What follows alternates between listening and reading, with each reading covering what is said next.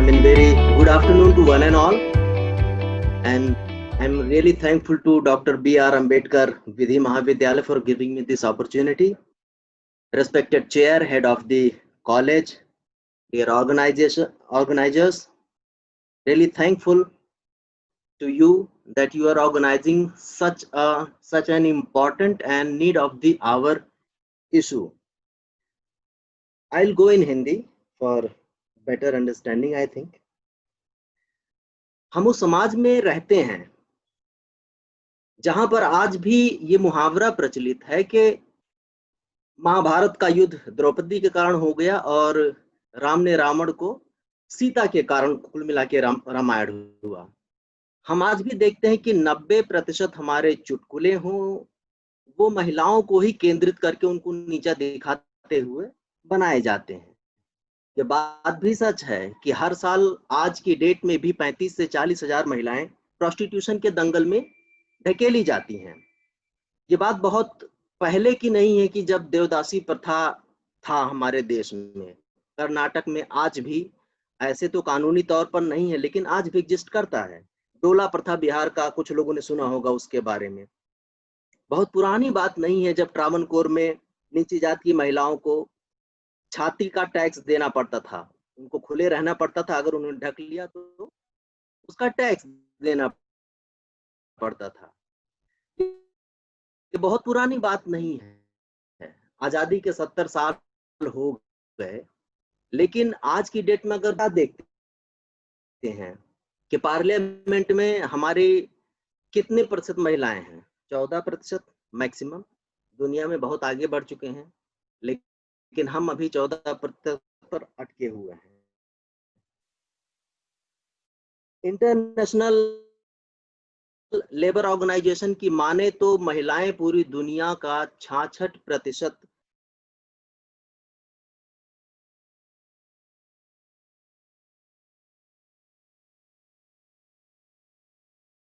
शारीरिक श्रम करती हैं, 14-15% ही है। बड़ी कंपनियों के सीईओ की बात कर लीजिए, मुश्किल से 10 से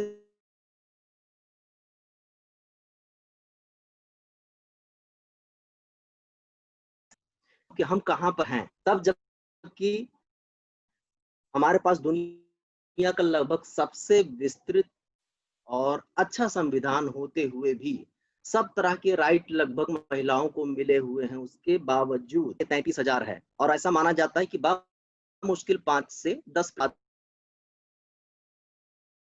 किया जाए तो 4.5 लाख तक मामले जा सकते हैं बलात्कार के। और मैरिटल रेप आज भी यहाँ पर रेप नहीं माना जाता, इस बात को भी ध्यान देने की जरूरत है।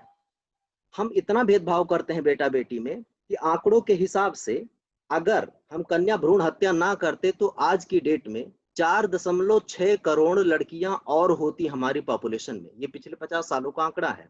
हमने इतनी महिलाओं को पैदा नहीं होने दिया या मार दिया पैदा होने के कुछ साल के अंदर ही, उनको भूखा रख के। 80% गालियां स्त्री द्वेषी होती हैं। किसी इंसान को बहुत नीचा दिखाना होता तो हम उसकी माँ, बहन, बेटी सबको घसीट लाते हैं। कल हम कितना नॉर्मलाइज है ये सब। अब बात आती है कि मैंने डोमेस्टिक वायलेंस प्रेजेंट करना क्यों चुना। बहुत सारी प्रॉब्लम है, दिनों, महीनों, सालों बोला जा सकता है। डोमेस्टिक वायलेंस मैंने इसलिए चुना बोलने के लिए कि डोमेस्टिक वायलेंस आज भी महिलाओं के प्रति होने वाले होता है और एक चुप्पी की संस्कृति इसके इर्द गिर्द है। और ऐसा माना जाता है कि घरों के अंदर होने वाले दर्ज होने तक पहुंचता है, और जब दर्ज ही नहीं होगा तो काहे का न्याय और किस तरह की एम्पावरमेंट की आप बात करेंगे। इसलिए भी मैं डोमेस्टिक वायलेंस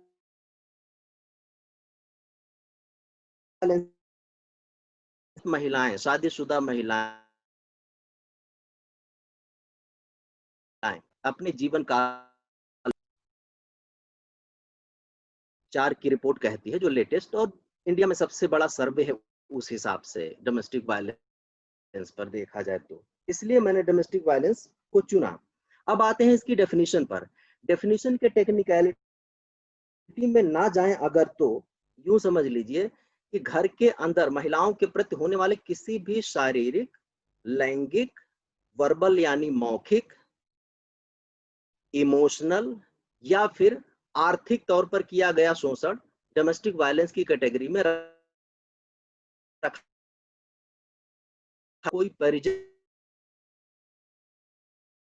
किसी भी तरह की प्रॉपर्टी मांगने का उसके ऊपर दबाव बनाते हैं, ये सब डोमेस्टिक वायलेंस की कैटेगरी में आता है। देखा जाए तो 1983 में ही डोमेस्टिक वायलेंस को क्रिमिनलाइज कर दिया गया था। उसके पहले वो क्राइम नहीं था, वो सिविल रेमेडी के तहत किया जाता था।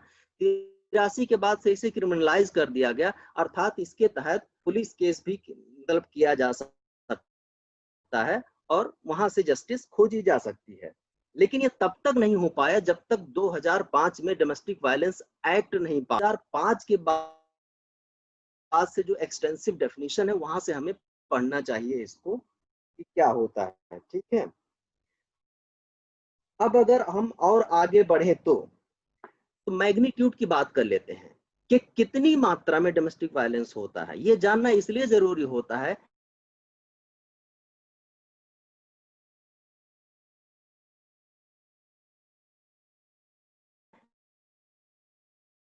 कि अगर आपको पता ही नहीं है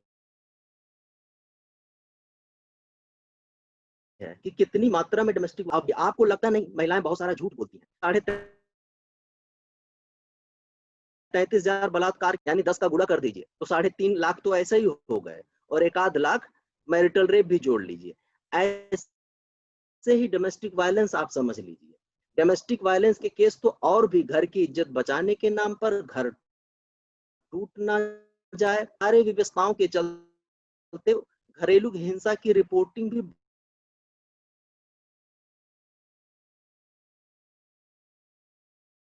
बहुत कम होती है, और ज्यादातर घरेलू हिंसा की रिपोर्टिंग दरअसल सिविल रेमेडी के तहत आता है, महिला के पक्ष में नहीं आता। कभी बच्चे की परवरिश कैसे होगी, घर टूट जाएगा, समझौता ऐसा करवाया जाता है कि महिला फिर भी घाटे में ही रहती है, ये देखा गया है। अब मैग्नीट्यूड की अगर हम बात करें, थोड़ा और आगे चले तो सो आईपीसी जो क्राइम दर्ज करता है, cruelty bye husband and relatives, यानी पति और रिश्तेदारों द्वारा किया गया जो घरेलू हिंसा, उसे घरेलू हिंसा कहा जाता है। बाहर के देशों में इसे इंटीमेट पार्टनर वायलेंस कहा जाता है, और यहाँ पर घरेलू हिंसा इसलिए कहा जाता है क्योंकि यहाँ पर सिर्फ पति नहीं, न्यूक्लियर फैमिली है नहीं, ज्वाइंट फैमिली है, इसलिए पूरे परिवार को भी शामिल इसमें किया जाता है, कहीं से भी अपराध हो। आंकड़ा यह है कि कुल अपराधों का 32% घरेलू हिंसा होती है। महिलाओं के प्रति जितने भी अपराध होते हैं उसका अकेले 32% घरेलू हिंसा के रूप में होता है। नेशनल कमीशन फॉर विमेन की अगर माने तो इस कोरोना में, यानी महामारी हो, आपदा हो, घरेलू हिंसा नहीं रुक रही है। पहले हफ्ते में नेशनल कमीशन फॉर विमेन ने बताया कि 53% घरेलू हिंसा के मामले बढ़ गए हैं, यानी 25 मार्च से लेके 31 मार्च के बीच में। और अभी कल एक डेटा आया है, उसको आप देखिए, वो भी नेशनल कमीशन फॉर विमेन के हिसाब से के जरिए आया है, जो पिछले साल सितंबर के बाद सबसे ज्यादा आंकड़े जून में दर्ज किए गए हैं। और उनमें से सबसे ज्यादा जो शिकायत आई है वो इमोशनल अब्यूज, यानी बातों से, आप टॉर्चर, जो मानसिक प्रताड़ना होती है उसका आया। दूसरे नंबर पर है घरेलू हिंसा, घरेलू हिंसा मतलब मारपीट। तीसरे नंबर पर और भी तरह की चीजें आई हैं। और अगर हम आगे बढ़े तो एनएफएचएस 4 के आंकड़ों के हिसाब से देखें तो आज भी 31% महिलाएं घरेलू हिंसा का शिकार होती हैं, जो पिछले यानी 10 साल पहले ये 37% था, अब थोड़ा सा कम हुआ है। लेकिन दिक्कत ये है, इसकी अगर डिटेलिंग में जाएं तो घर के अंदर होने वाली हिंसा का 83% हिस्सा उसके पति द्वारा किया जाता है। फिजिकल जो शारीरिक हिंसा होती है, ज्यादातर लोगों को लगता है कि सास करती है, ये बात सही है, सास भी करती है, लेकिन आज भी महिलाओं के ऊपर ज्यादातर डोमेस्टिक वायलेंस पुरुष द्वारा, खास करके उसके पति द्वारा होता है।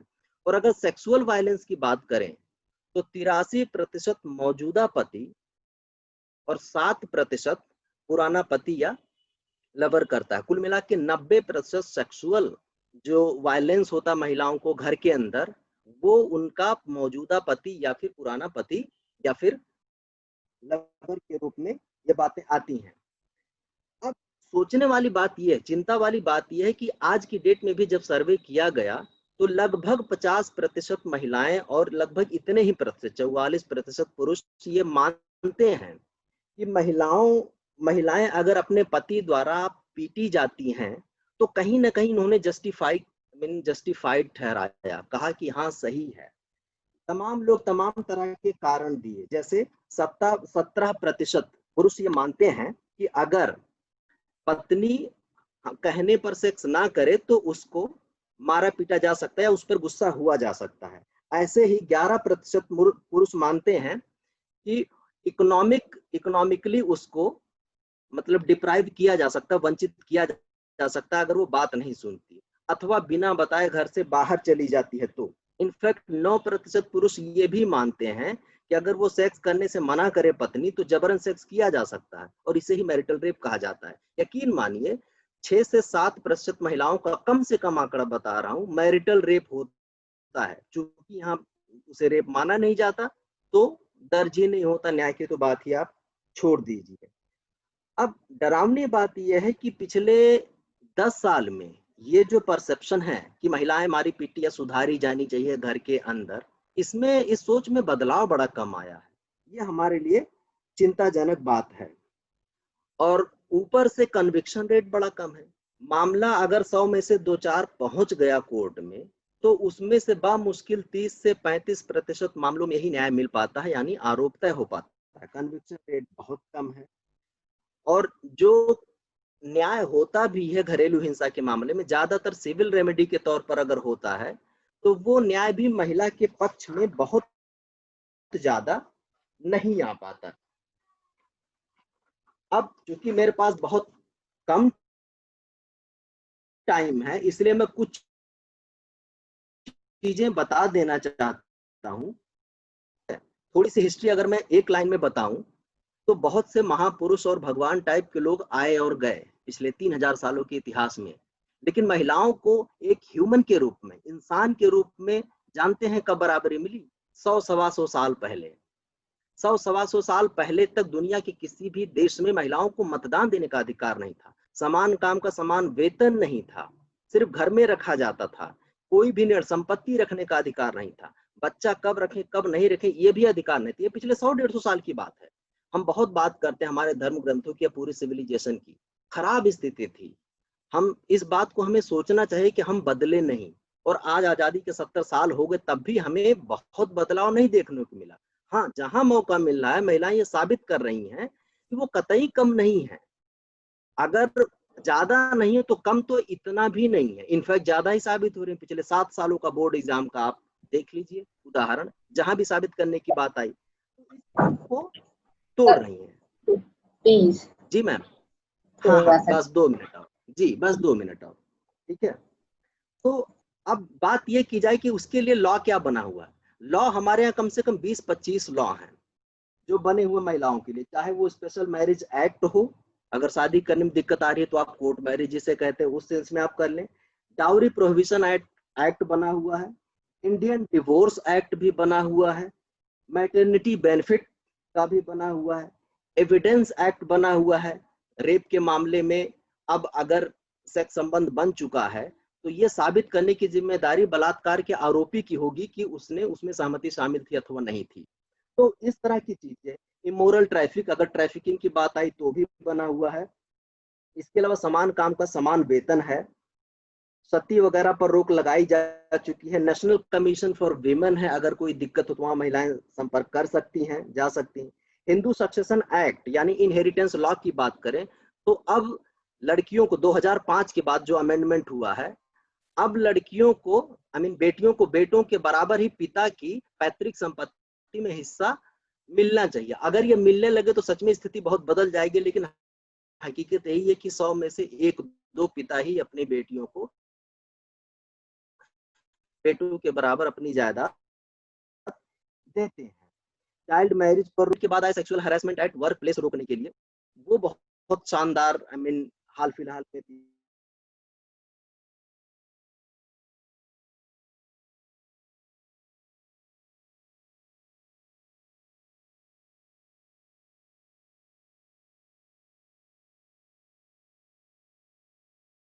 दीर्घ और शॉर्ट।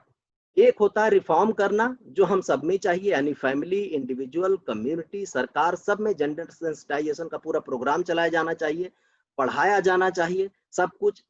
लॉ की जानकारी सबको होनी चाहिए, क्योंकि अगर लॉ की जानकारी होगी तो आधी प्रॉब्लम वहीं पर खत्म हो जाती है और जो सबलता जिसे कहते हैं एम्पावरमेंट आ जाती है। तो इसी के साथ मैं अपनी बात समाप्त करता हूँ। Thank you Dwivedi ma'am, and thank you organisers, thank you so much. बहुत बहुत धन्यवाद डॉक्टर ताराशंकर जी।